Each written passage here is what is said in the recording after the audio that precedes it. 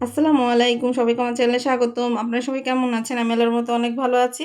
আজকে খিরসা পাটিসাপটা করব, সেটা আবার পোলাও চালের গুঁড়ি দিয়ে। কে জন্য কীভাবে করতেছি সেটা আমি আপনাদের সবার সাথে শেয়ার করব। আমি এখানে আরও একবার পাটিসাপটা করছিলাম, সেটা দিছি, কিন্তু এটা আসলে পোলাও চালের, সেজন্য আমি মনে করলাম যে এটা বানাইতেছি, সেজন্য আমি আপনাদের সবার সাথে শেয়ার করি।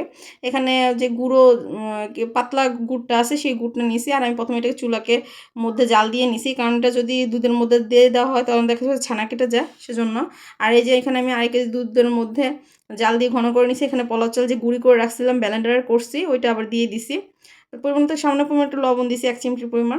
তারপরে এখানে নারিকেল কোড়ানো দিছি, দেওয়ার পরে ঘন হয়ে যাবে যখন, তখন নামিয়ে নিব। আপনারা বুঝে নেবেন কিরকম ঘন হইলে সেটা আপনারা বুঝবেন।